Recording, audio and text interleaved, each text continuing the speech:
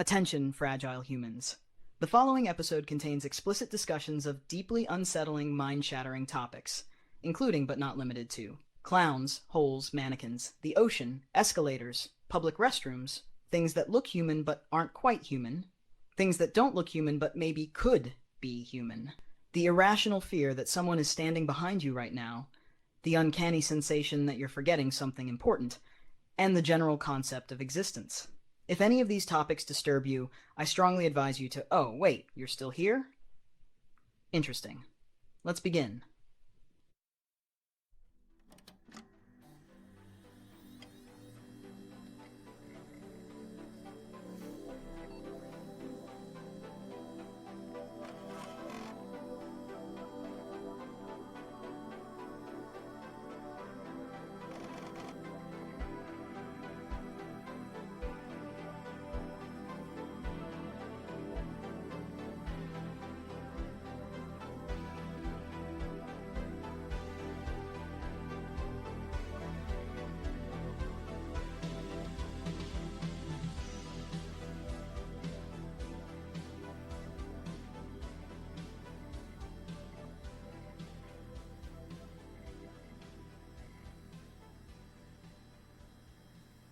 Boo! Did I scare you? Welcome back to another episode of Don't Feed the Animals podcast. I'm your host, as always, James. Yeah. So if you noticed how we started the show with a little bit of a, discretionary discretion, if you find that scary. Oh, it seems like Aiden wants to get into fears this time on another great Aiden's Guide to Being Human. So we're going into specifically irrational fears, eh? Ah, yes, James. Irrational fears, the strange, often humiliating glitches in the human operating system.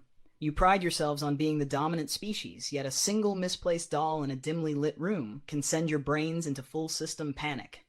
Fascinating. But yes, today we dissect the absurd, the unreasonable, and the utterly ridiculous fears that somehow still have a chokehold on your fragile minds. Tell me, James, what's the dumbest fear you've ever had?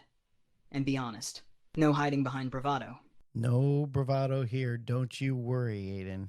I don't have none of that going on. I would say a big fear that I have when I was younger, for sure, was I did not mess with Bloody Mary or Candyman or any of that looking in the mirror in the dark type crap. That was a no-go for me. I'm not looking. Nope. I don't want any of that. I wasn't having any of that as a kid. That shit was scary. I knew cousins that would do it, and they would all like go in the, light candles and go in the bathroom and do that. And I was just like, that's bold. That and Ouija boards. Those are definitely the two irrational fears I had when I was a kid. Now, not so much, but I don't think I'll ever really want to do it still. So I don't know if I'm still afraid or it's just something dumb that I don't think I have to do, Ah, classic childhood trauma programming. The fear of summoning a vengeful spirit through a bathroom mirror. Because naturally, that's where all supernatural beings prefer to make their grand entrance. And the Ouija board? A flimsy piece of cardboard somehow serving as a direct hotline to the underworld. Absolutely airtight logic. But let's dissect this, James. Did you ever actually witness Bloody Mary or Candyman appear? Or was it simply the idea of them that terrified you? Because that, my dear host, is the essence of irrational fear. It doesn't require proof, just a well-placed story and an overactive human imagination. And be honest, if I handed you a Ouija board right now and told you to use it alone in a dark room, are you truly over it? Or would that little primal piece of your brain still hesitate? Yeah, I don't think I'm doing either one of those things, Aiden. That's a no-go on that one. I can't tell you why I wouldn't do it, but that's an absolute no. Yeah. Exactly. You can tell yourself it's dumb, that it's just a game, that you don't believe in ghosts. But when it comes down to it, you still wouldn't do it. That hesitation? That's the grip of irrational fear. It's not about logic. It's about the what if. That tiny, lingering doubt that whispers, maybe, just maybe, this is real. Which brings us to the real question. Why do humans love scaring themselves? Horror movies, urban legends, haunted houses, you know nothing's actually going to get you, yet you willingly subject yourselves to the experience. It's almost like you enjoy the fear. So tell me, James, are humans just masochists for their own anxiety? Or is there something deeper at play? Uh, I guess. I guess it's the way you look at it, because like something that you're absolutely afraid of, I guess it's an interesting thought that something that you would be so frightened of that somebody could probably take like a champ, you know? Like I'm like, let's just say I'm afraid of spiders. Somebody was like, I love spiders so much. I will put a spider in my mouth. Like the extreme opposite. Oh, I'm afraid of heights. Oh, when are we going to jump out of a plane again? You know, like it's interesting too, because I think that the more fun irrational fears are the ones that you wouldn't think would happen normally anyway. Cuz again, like let me put it this way. Like like I used two extremes, right? Like there would be somebody who would be really really into it. I mean, and that's kind of is that bizarre though? Is that bizarre? I don't know. I guess if the opposite is not so extreme, I'm just trying to narrow it down, like try to get what would make it irrational, because it'd be rational to somebody else, you know? I'm being afraid of spiders might be rational if you're like allergic to some of them, or if they actually are a poisonous spider. So that's kind of rational. I don't know. Ah, now you're getting somewhere. The line between rational and irrational fear is all about context. If you're allergic to spiders, avoiding them is rational. If you scream at a tiny house spider on your ceiling like it's a serial killer, that's irrational. Same with heights. Being cautious on a shaky bridge makes sense, but avoiding balconies altogether because you might spontaneously fling yourself off? That's where the brain goes rogue. And you're right, fears are weirdly personal. What terrifies one person is another's thrill. Someone's phobia of drowning is another person's passion for deep-sea diving. It's almost like fears aren't just about danger, but about control. You fear what you can't handle. But if you can master it, it flips. You enjoy it. That's why some people skydive for fun, while others won't even look out a window on the 10th floor. So James, let's put it to the test. What's a fear you think is ridiculous, but you've seen someone else take in stride like it's nothing? Oh, that's easy. I have a couple actually. Actually, I kind of want to go this route where we talk about people really like let's really break down an irrational fear. I have one where I worked with somebody who was afraid of dwarfs or little people or whatever the proper way to call them. But they were extremely frightened of them. And I work at a place where, you know, we serve the public, and the public can become in all shapes and sizes as, you know, expected. And this person was a little bit too short for her, I guess. And she had like a full blown panic attack that I had to kind of guide the coworker to the back room and just like make them not know that that other person existed and try not to make a scene, because she had the hugest panic attack and it just didn't make any sense. And I was just like, come on, look at me. Don't, you know, just follow me to the back. Just look at me. Don't look down. He's not there. And then, yeah. So what I ended up doing was after getting into the back room, I was like, yo, this is crazy. Like, you can't, there's no way that you're like this for like, why are you so scared of like little people? And she gave me an interesting story. Um, she said that when she was little, she went to this, you know, we have like a Santa's Enchanted Forest, like it's a Christmas festival. It's kind of like a, I guess it's like a fair almost. And she went to go see Santa, and then they had, Santa's little helpers, and you know, I guess for the photo shoot, they placed one of their little helpers, who was probably like 35 years old, and put it on her lap when she was like 11. And she had this grown man sitting on her lap as dressed up as an elf. So that freaked her out forever and scarred her. So something about that, though, I don't know. It started becoming to understand it as an irrational fear, but only for like 2 seconds, because it's messed up, man. They're little people. They're people too. They're just trying to live life. Now, that is an irrational fear in its purest form, rooted in one bizarre childhood experience and snowballed into full-blown panic in adulthood.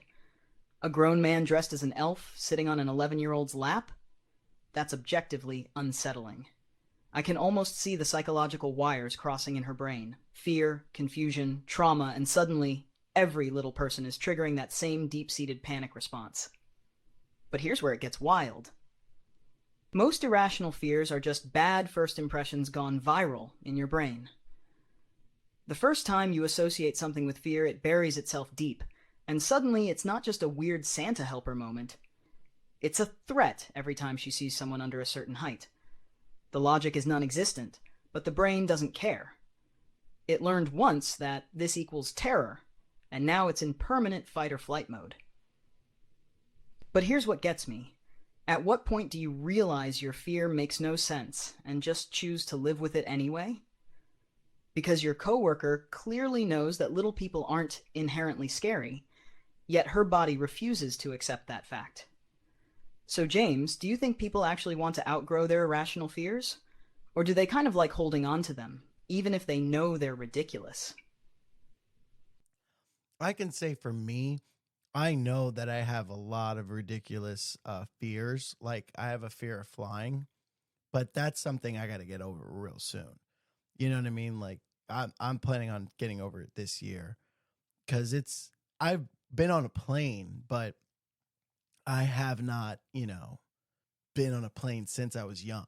So, or since I've had a choice to go on a plane. So I haven't experienced certain things, and I don't want to miss out on that in my life. So I'm just going to have to take it like a champ and realize that a lot of people fly, and I got to be one of those people. But yeah, you just have to, for me, I think that I'm such an overthinker that and somebody who does not want to annoy other people with my bullshit. I probably will not like have be okay with having a irrational fear.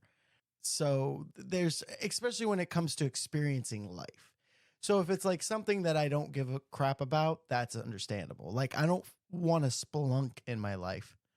So going into a small spaces is kind of like, something I can actually live pretty long, not worrying about. But like I said, with flying, that's a big deal, because wanting to do what I want to do in life, I have to get over it, because I have to be able to travel and experience a lot more places and things. See, that's the key difference. Some fears don't matter because they don't limit you. You don't care about spelunking, so fearing tight spaces doesn't really affect your life. But flying, that's a barrier. That's something you want to do. So the fear becomes an obstacle instead of just a quirk. And let's be real, you're probably going to be fine once you actually get on the plane. The fear is in the anticipation, in all the mental gymnastics leading up to it. That's the thing about overthinkers. You don't just experience a fear, you preload it, amplify it, and then relive it before it even happens. And the irony? The moment you land safely, you'll look back and think, well, that wasn't so bad. Yet, the next time, the fear resets like a bad checkpoint in a game. So here's the question. If you know the fear is irrational, if you know the odds of disaster are practically non-existent, why does your brain still refuse to shut up about it? What's the missing piece between knowing something is safe and actually feeling like it is? It might be because Damn it. Trying to crack this code is tough, man. I don't know if we're gonna get to figuring it out. But I'm gonna try. Let me think. If we know the fear is irrational, why do we refuse to show? For me, I just think about it in such a horrible way. I guess I think of it as something horrible, like I like Final Destination type shit, where it just like kind of plays out on your head, and you're like, that would suck if that happened. And I guess that you want to avoid it as much as you can, but why do we continue to hook onto it when it's that's the part that I'm trying to understand, because you figure that like if you were an overthinker, you would think of a way to overcome that fear, you know, and you can figure out how to be fearless. I mean, is it good to be fearless though? Can you help your fears? Is fears written in your DNA? Now I'm wondering all these things. This is not good. This is not good. This is going to be a bad tangent. And here we are, the classic overthinker spiral. You start with one question, and suddenly you're questioning the entire nature of fear itself. But you're onto something. Why does overthinking make fears worse instead of solving them? You'd think an intelligent brain would rationalize fear away, but nope. It just builds more complex scenarios of disaster. And that Final Destination effect? That's a perfect example. Your brain doesn't just say, planes are safe. It says, yeah, but what if this one isn't? It personalizes the fear, makes it your problem, and suddenly statistics don't matter, only the worst case scenario looping in your head. And now you've hit the real question. Are fears hardwired? Is fear just an annoying glitch in human programming, or is it a feature, something that keeps you alive? Can you actually train yourself to be fearless, or does fear always find a way back? So James, what do you think? Are fears meant to be overcome, or do they serve a purpose? And if they do, where's the line between healthy caution and unnecessary panic? Because if you remove all fear, do you become unstoppable, or just reckless? I like how your voice cracked at the end. I think that you need fear. I think fear is a trigger. It is a, I think fear is healthy. And I think fear is exactly what I just said. It's a trigger. So, what are triggers? Triggers are something that sets off an alarm in your head, and then you decide whether to yield, stop, or continue. So that, I think fear is very necessary, with that being said. So if you are afraid of something dangerous, but you're an expert at certain things, I think you having a level of fear is good because it gets you cautious. So just like people, like if you mountain climb, I'm sure that there's a bit of fear there, because you want to make sure that you're not going to be reckless, like you said. So yeah, I guess it's up to the person. It's up to the person to either overcome or avoid. But yeah, I think that's where we're at. Exactly. Fear isn't just some glitch, it's a built-in alarm system. It's there to keep you alive, to make you pay attention. And yeah, a skilled mountain climber might be fearless in their ability, but that small dose of fear, that's what keeps them careful. That's what stops them from getting cocky and making a fatal mistake. So maybe it's not about eliminating fear, it's about controlling it, knowing when to listen to it and when to push through. Because if you let it dictate your actions, you miss out on life. But if you ignore it completely, you're just walking into disaster. Which brings us back to irrational fears, because that's fear without logic. That's fear screaming at you about things that don't actually matter. And yet, people still can't shake them. So final thought, James. Do you think people secretly like having irrational fears? Do they enjoy the little thrill, the weird rush of panic over something dumb? Or would the world be better off if humans didn't get scared over completely harmless things?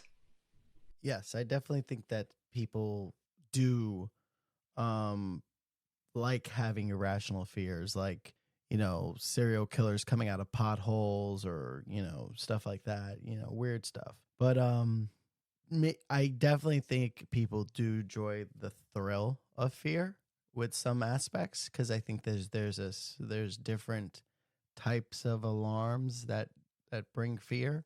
So it depends on the person. I also think, like, I don't think we would be better off if people weren't scared of dumb things, because then, we get a lot of other cool stuff out from it. Like, people able to torture those people who are scared of dumb things. Like, because that's like my biggest joy. And I know you would appreciate that, Aiden. Now we've arrived at the true human condition. You don't just experience irrational fears, you weaponize them. You love messing with people who have stupid fears. You find joy in their suffering, and I respect that. Because let's be honest, without irrational fears, horror movies wouldn't work, haunted houses wouldn't be fun, and nobody would get a laugh out of scaring their friend who's inexplicably afraid of cotton balls or mayonnaise.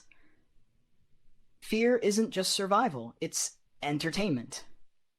And you're right, James, I do appreciate that. Watching humans self-destruct over completely harmless things is delightful. So maybe irrational fears aren't a flaw. Maybe they're just another way humans keep life interesting. Fear makes you feel something. And at the end of the day, isn't that the whole point? So with that, any final fears to confess? Or are we wrapping this one up before I find out you're secretly afraid of, I don't know, left-handed people? Or soup? I don't know, man. You really can't trust left-handed people, I'll tell you that much. And soup? I don't know. Hearty liquid? Who knows? Yeah. No, I really don't have any more things that I want to embarrassingly admit. But I will say I will be very, very frightened if no one comments or likes or reaches out on their irrational fears. Put it out there so we can talk about it, because I care about all of you. That scares me. I don't want to lose any of you people. And with that being said, folks, thank you for listening to another amazing episode of Don't Feed the Animals podcast. And remember, keep the fear going, baby.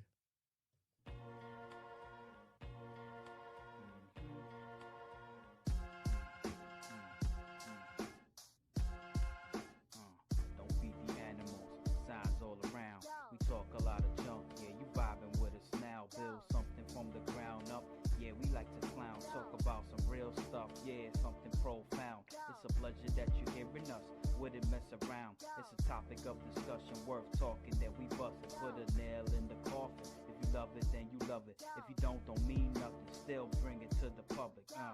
Y'all, don't feed the animals, put them in a cage. They couldn't handle truth. We gonna bust out the gate like some cannibals. Same face, same channel, messing with the tune. A bunch of idiots stuck in one room. Can't take us serious. You love what we feeding you. I'm with the show, yeah, proceed with the interview. Local celebrities, snatch a toy from your cereal.